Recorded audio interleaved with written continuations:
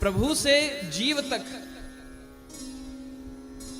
प्रेम की धार आती है, वो धारा है। और जब जीव प्रेम करने लग जाता है और प्रभु तक पहुंचना है, वो राधा है। एक ऊपर से नीचे आ रही है, वो प्रेम धारा है, और जो नीचे से पुनः प्रभु के चरणों तक जा रही है, वो श्री राधा है। इन 7 दिवसों में अनेक भगवत लीलाओं का, भगवत चरित्रों का, नाम धाम स्वरूप का हमने चिंतन किया है। और मानो नुसरत फतेह अली खान की एक शायरी इस संदर्भ में बड़ी ही अच्छी बैठती है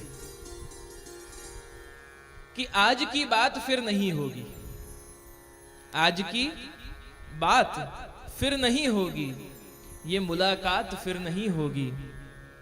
ऐसे बादल, तो आज सुबह हम द्वारकाधीश जी के दर्शन करने गए, तब बादल मंडरा रहे।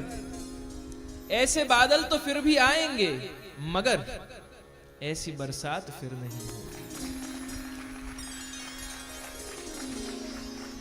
रात उनको भी हुआ यूं महसूस, रात उनको भी हुआ यूं महसूस, जैसे ये रात फिर नहीं होगी। एक नजर मुड़ के देखने वाले, क्या ये खैरात फिर नहीं होगी। ठाकुर जी की एक कृपा दृष्टि के लिए जीव तरसता है। और जिन्होंने उनको प्रत्यक्ष देखा, जिन्होंने उनके प्रत्यक्ष दर्शन किए, वेणुनाद के श्रवण किए, उनकी लीला के अंग बने, उनका सौभाग्य कैसा। जब उनसे प्रभु दूर हों तो उनको अतिशय विछोह का अनुभव होता है। रास पंचाध्यायी हमने श्रीमद् भागवत जी के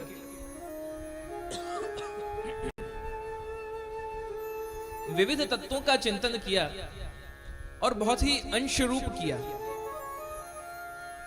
उसकी गहराई में जाने का तो अवसर ही नहीं मिला है। पर अगर संपूर्ण श्रीमद् भागवत जी का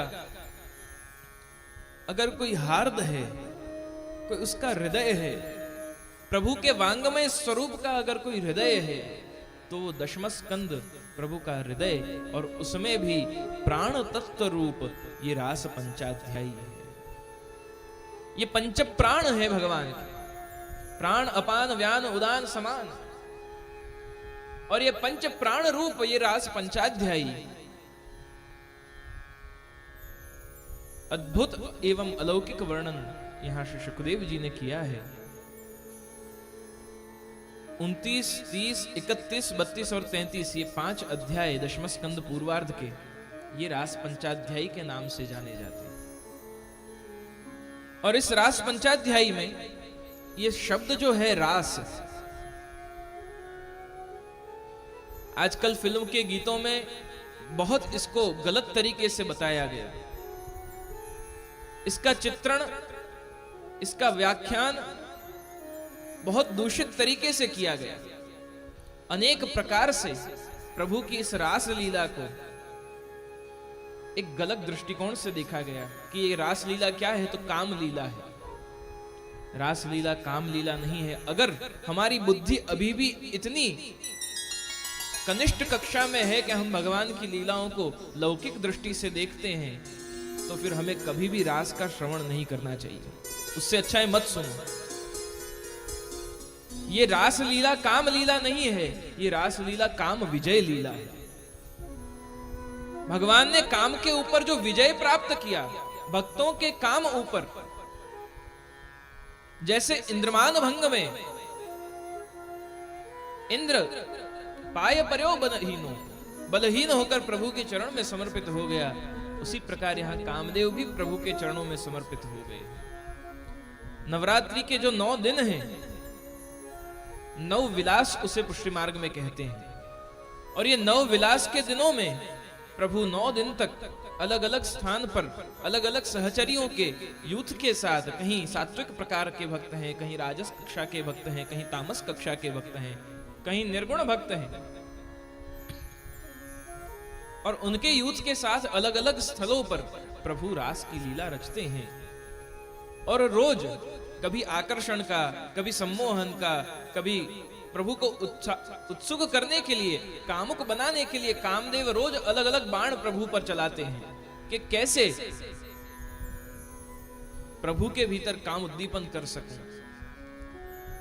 पर 9 दिन तक बाण चलाने के बाद भी कामदेव के एक भी बाण प्रभु पर असर नहीं किए। और 10वें दिन जो हम दशहरा मनाते हैं, वो दशहरा क्या है? उस दिन आपने पुष्टिमार्गीय हवेलियों में, नंदालयों में दर्शन किया होगा कि गोबर के गोले बनाकर ठाकुर जी के सन्मुख पधराए जाते हैं। उस पर सिंदूर की 10 टिपकियां की जाती हैं और मध्य में एक बिंदी और लगाई जाती है। वो 10 जो बिंदियां हैं, वो 10 बिंदियां कामदेव की इंद्रियां हैं। पंच ज्ञानेंद्रिय, पंच कर्मेंद्रिय और मन उसके सहित कामदेव स्वयं भगवान के चरणों में लौट चुका है, शरणागत हो चुका है कि प्रभु आपको मैं पराजित नहीं कर पाया। जो जो बाण चलाए, कभी पारिजात की माला बन गई, कभी कमल की माला बन गई, कभी कुसुम की माला बन गई, कभी कुमुद की माला बन गई, कभी गुलाब की तो कभी चंपा की, कभी रात रानी की, अलग अलग पुष्पों की तो कभी कोयल की। 9 दिनों तक अलग अलग पुष्पों की माला, वो बाण आते और माला बन के ठाकुर जी के श्रीकंठ पे धारित हो जाते। तो रसानाम समूह इति रास, जहां सर्व रस एकत्रित हो जाएं, एकजुट हो जाएं, कुछ भी शेष न रहे, वो रास है।